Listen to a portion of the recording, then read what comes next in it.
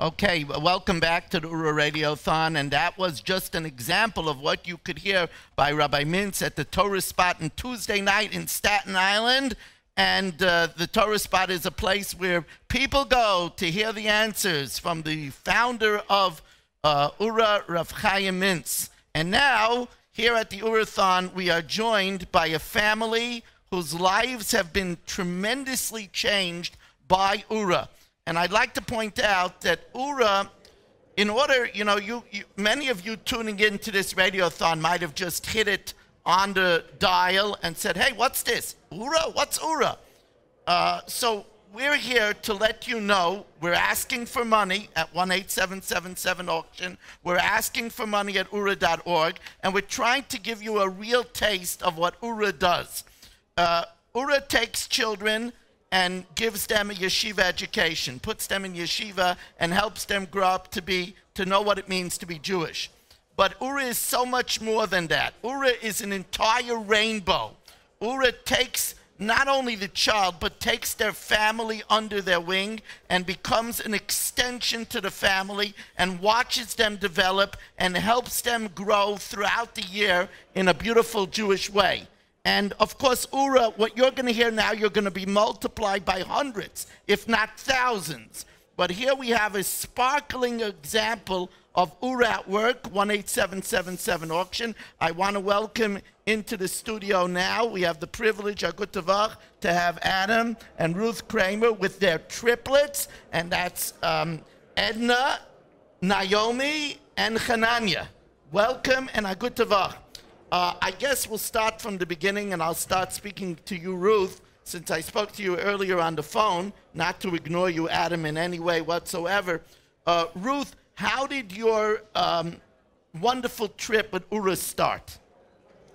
Well, about 6 years ago, I became religious on my own, and I wanted to have a Torah made one-on-one.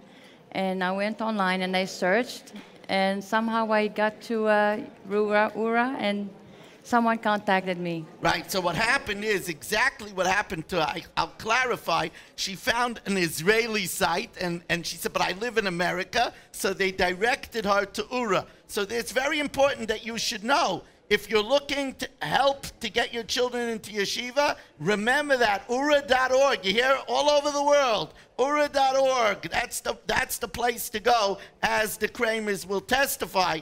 So, okay, so you came to Oorah. What was the first step in your Oorah journey? How did you first get involved? I got a Torah mate. And a wonderful one, I A heard. Wonderful one. What's her name? Let everybody know.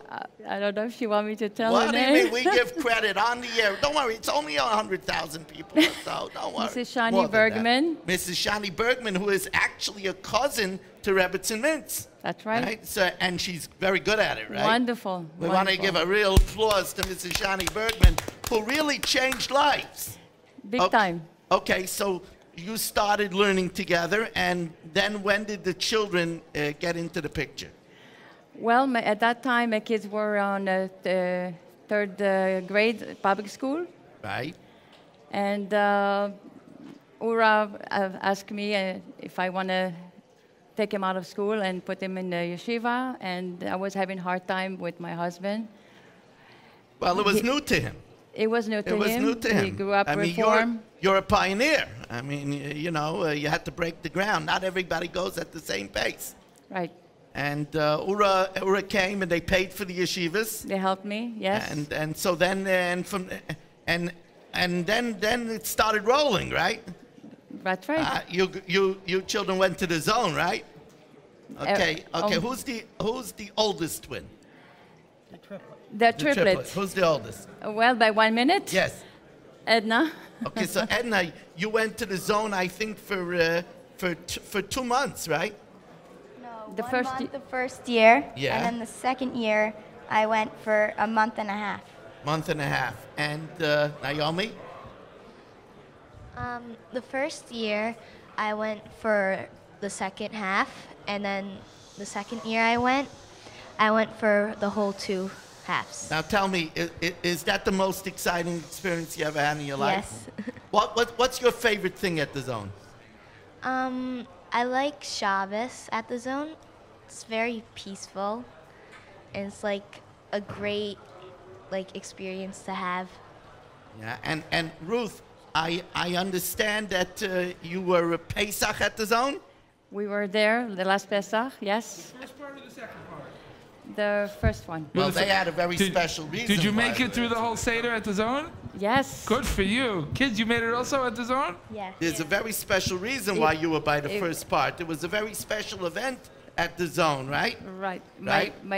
My kids were born on second night of Passover, so it was their birthday and a bat mitzvah of my Bat girls. mitzvah. Really? That was a very memorable event for the zone. I mean, celebrating your bas mitzvah. And you know, when you celebrate a bas mitzvah at the zone, that means that you have great things coming in your future.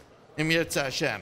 And we are going to have to prepare for Hananiah's bar mitzvah next year, right? God willing. Yeah, I know already. I'm gonna give a shout out to the Oorah front office because Ruth has been trying to reach the front office to get moving on preparations for Hananiah's bar mitzvah. You know, I asked Ruth, Rabbi Mintz even sold your chametz, correct? He did. Sold your chametz, and what about the sukkah? We have a nice, beautiful sukkah, looks like the Western Wall. Yeah, and that was courtesy of Oorah, correct? And they even sent me a guy who make it stand for me. So Adam, this has been a journey. How have you felt about this journey?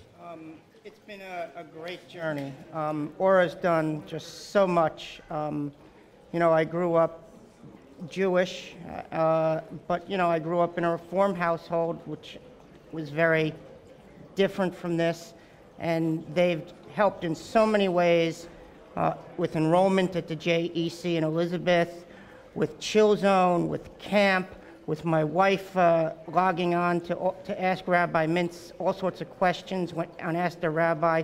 They've just been so wonderful, and I have to give a big shout out to my Torah mate Yisrael Stern in Lakewood, who's I've been with for 5 years now, and he's taught me to the point where I can actually read Hebrew and study a little Talmud Bavli. So although there's a lot to go on my journey to become a real, you know, true Yiddishkeit Jew, they've really helped me to start this journey. Adam, you know, I don't want to put any pressure on you. Don't feel nervous just in front of about a million Jewish people. But, you know, you shouldn't feel any nervousness. But, you know, as we come this Shavuos and it's in a week, it's the holiday of Shavuos, and your wife's name is positioned perfectly because we read the Megillah of Rus, and it talks about the amazing loyalty of Rus and how she really left the fields of Midian and cleaved to Judaism against all odds. Her colleague Orpah was not able to do it. It's not easy to leave what you're used to and to to take on a new life. But in your case, you see how happy the children are and everything. And the motto, the mantra of Shavuos is Na'aseh v'nishma. We will do and we will listen, which means that not always will we understand right away, but we make up our mind to do even before we really understand. So I'm hoping, and I say in the name of Rav Mintz and everybody here, I'm hoping that your journey should be able to match the journey of your family so that the children will see a unified front in Torah v'yirah, be'ezus Hashem, closely. Okay, as we continue, and we can hear from you guys all night, and you give us, we gain more than you gain. You give us chizik to keep on doing what I'm doing. You're strengthening us. I know you want to say something, right? Yeah. Go ahead. So I've been learning that this parsha is also about Shemitah. So since it's this year about Shemitah, we could learn from here that this land is not for you, it's for Hashem. And all of it is just to do mitzvos. But here, we have to give up our lands, give up our fruit, bring up and save up from other people. You have to just let your field grow and let people take. So how do people do this? I don't know. And it's really amazing how they just get through 1 year and they could do all the rest. And They just do it like it's part of their lives. Hananya, that's because they trust that when they keep the mitzvahs, Hashem will take care of them.